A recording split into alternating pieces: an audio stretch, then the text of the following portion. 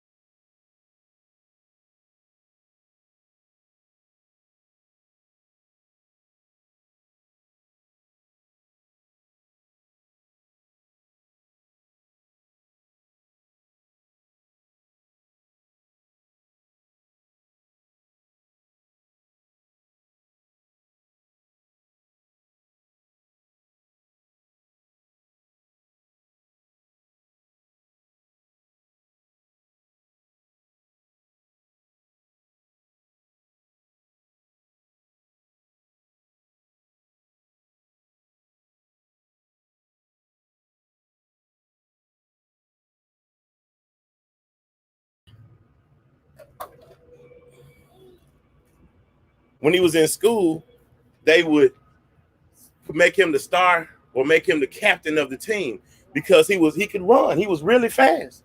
And so it wasn't, they were like, well, what are you doing to be fast? What are you doing that's making you run faster than everybody? And he didn't have an explanation.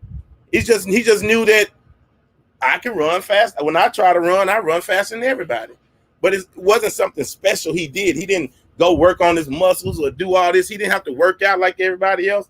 He just was fast. And there are situations in all our lives where we are gifted in things that other people just can't not naturally do.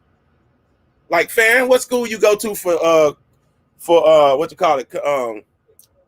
Culinary school. Kitchen. he went to kitchen. Not even in school. He was taught by himself. He just figured it out. But he feeds thousands of people, really, literally thousands of people every month eat his food. And he never went to any formal training. But I know I can't live without the sticky sauce. He make a sticky sauce and I put it on everything. I ate sticky sauce on seafood salad last week. Yeah, I know that don't sound right, dude. But it was good though. But he didn't get any formal training. He's just gifted in that. And all of us have things that are in us that separate us from other people, like that you're really good at, right? The thing is, a lot of us don't take time to even concentrate on ourselves enough to see what is it that I am good at? Why am I here? And we start questioning things because we don't take that peaceful time to even settle ourselves to see what am I good at? And you might say, well, I'm not good at anything. Then you need to just get with around some people and you will find other things that we don't know about that you get exposed to. You might run sound, you might hook up computers, you might work on cars, and you just get with people that are doing things and say, wait a minute, I picked that up fast. You might find some kids that are really good at math, but they don't discover it until they get in the first, second, third grade when they get challenged with multiplication or division. And you say, man, Johnny's picking that stuff up quick. But now, still talking about Larry Johnson, right? He was racing. He won the high school championship for the 100 meter. He was really doing well. He was really advanced and far ahead of a lot of people. And so he went on to be in college and he raced in college and he was just surpassing everybody. Well, when you're that good, guess what they invite you to do? They invite you to be in the Olympics.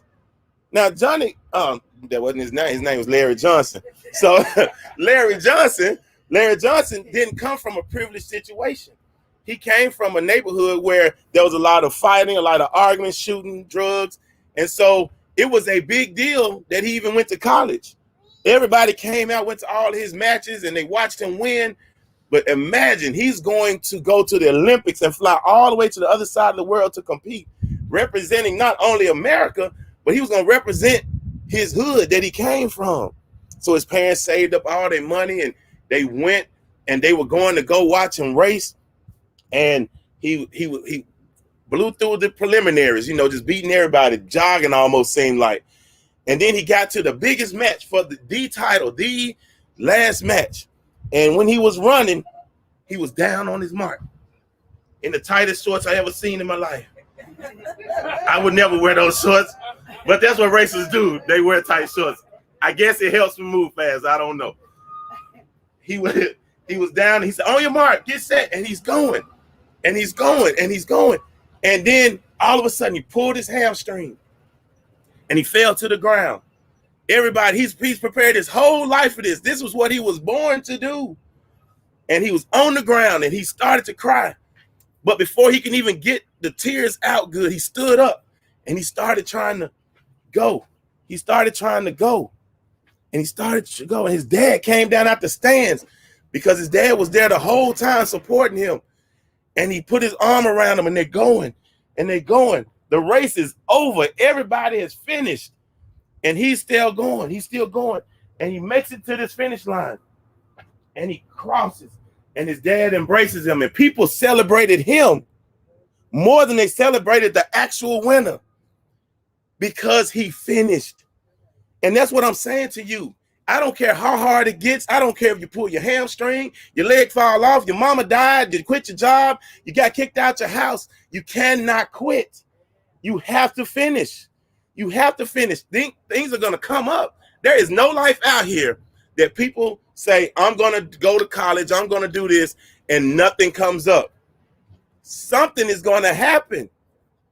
And it's going to detour you if you let it. But you have to finish. You have to find yourself saying, I'm going to continue. Let's look at a few scriptures. The younger you start finishing things. You need to let your children finish things. Put things in front of them so they can accomplish it. So that they need to see what finishing feels like. Finishing has a different feeling than just doing something, right? You say, I want you to wash the dishes. Don't let them leave a couple of dishes. Finish it, right? And then you say, I want you to go in here and we're going to play this game. And then they say, I don't want to play no more. You winning or whatever. Let them finish. When they finish, it's a different, it creates a feeling that you just can't duplicate. And when you learn to finish, it sets up a whole life of finishing things. When your dreams and your aspirations, those things you got to finish. So when you get older, it's just natural. If I started, I got to finish it. It's just natural. And you have to start doing that. Let's look at Philippians 1.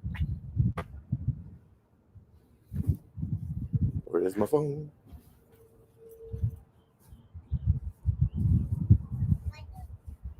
All right, I'm going to look it up on here.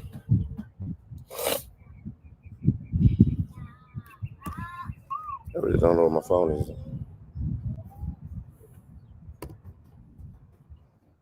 Philippians chapter 1, 3-6.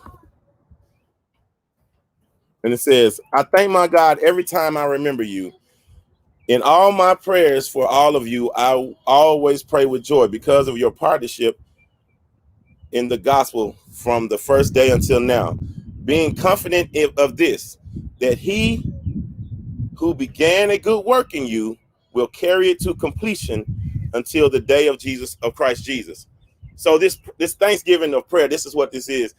This prayer was kind of just re-identifying what we kind of are talking about, that he who started a good work in you, he's going to complete it. Whatever he's giving you to do, whatever task, whatever gift, whatever challenge that he's giving you, he's going to continue that until it's finished. If we stop, what this is saying to me is if I stop, it's on me. Because he already says that he who began a good work in you will carry it out to completion. So he's with you. God is with you. He's going to take you through it if that's what you continue to do. So when we stop halfway or we stop prematurely, it's because we decided that that's what we want to do. But if we decide to push through, we're going to make it to the end. Now, I thought about this leading up to Easter because there are some things that even Jesus had to come up against. And we'll talk about that next week, that he had to even decide to keep going. he had to decide not to stop. And it's not a popular thing to say because people want to say, oh, he did everything. Jesus never, this, but he had to even think about getting his cup from him, taking his cup from him, what he had to do on the cross. So he had his father, God had to even encourage him to keep going.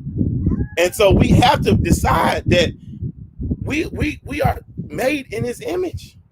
So we have to decide that, okay, we will feel reasons to quit, reasons to stop.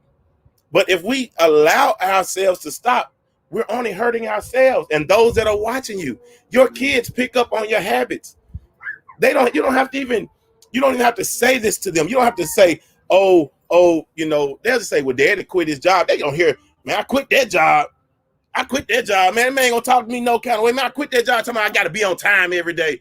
They're learning your behaviors.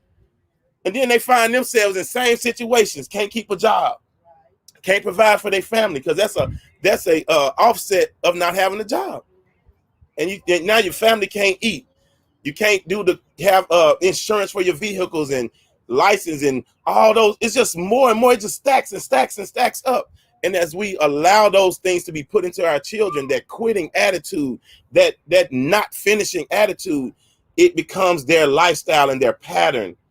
But if you allow that pattern of finishing to come and be a part of their life, imagine what they can accomplish.